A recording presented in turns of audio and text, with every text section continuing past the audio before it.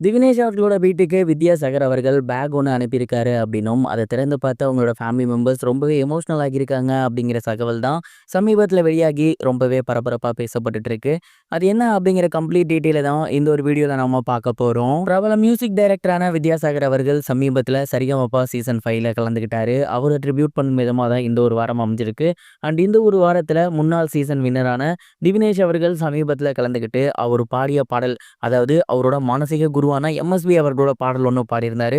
அந்த ஒரு பாடலை கேட்டு வித்யாசாகர் அவர்கள் ரொம்பவே எமோஷனல் ஆகியிருந்தாரு. அவரோட குருவை பற்றியும் பேசியிருந்தாரு.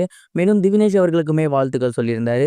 அந்த ஒரு பாடல் அவருக்கு ரொம்பவே பிடித்து போக அந்த ஒரு சிறுவனுக்கு பார்த்தீங்கன்னா ஒரு பரிசு ஒன்று அனுப்பியிருக்காரு. அதாவது அவரோட வீட்டுக்கு பேக் ஒன்று அமைச்சிருக்காரு. அந்த ஒரு பேக்கை திவினேஷ் அவர்களோட ஃபேமிலி மெம்பர்ஸ் திறந்து பார்த்துருக்காங்க. அப்படி திறந்து பார்க்கும்போது அதில் ஏகப்பட்ட பொருட்கள் இருந்திருக்கு.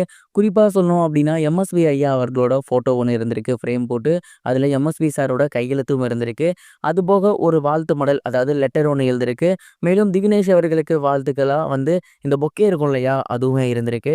அண்ட் அந்த ஒரு லெட்டரில் அவர் என்ன எழுதியிருந்திருக்காரு அப்படின்னா, அன்புள்ள திவினேஷ்க்கு இது மாதிரி உங்களோட பாடல் அன்னைக்கு பாடினீங்க இல்லையா, அது எனக்கு ரொம்பவே பிடிச்சிருந்துச்சு.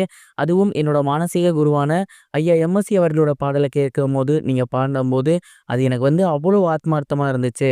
ஐயா அவர்களை திரும்பி பார்த்த மாதிரி இருந்துச்சு. அதனால தான் அவரோட ஃபோட்டோ உங்களுக்கு நான் அமைச்சிருக்கேன்.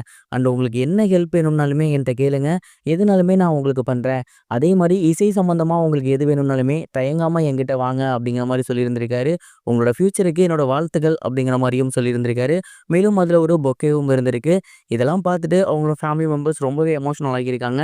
எம்எஸ்பி ஐயாலாம் மிகப்பெரிய ஒரு ஜாம்பவான், அவரை மாதிரியே நீயும் இருக்க அப்படின்னு வித்யாசாகர் சார் வாயிலிருந்து கேட்குறதுலாம் மிகப்பெரிய ஒரு விஷயம் அப்படின்னு தான் நான் நினைக்கிறேன்.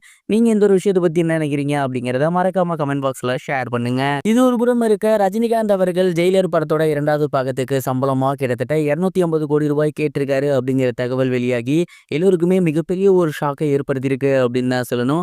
சூப்பர் ஸ்டார் ரஜினிகாந்த் அவர்களோட நடிப்புல சமீபத்தில் கூலி படம் உருவாகி வந்துட்டு இருக்கு.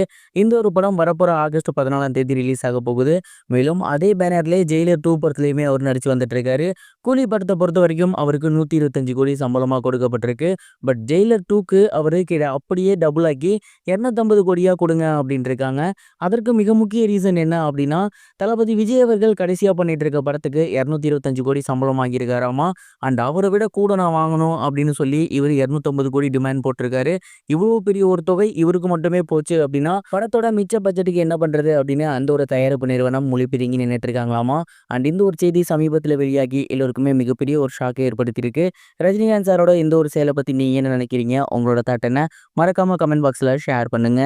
இது வரைக்கும் கனெக்டிங் டிவிக்கு சப்ஸ்கிரைப் பண்ணனா மறக்காமல் சப்ஸ்கிரைப் பண்ணிக்கங்க. உடனடி அப்டேட்ஸ் பெறுவதற்கு நோட்டிஃபிகேஷன் பெல்லையும் கிளிக் பண்ணிக்கங்க.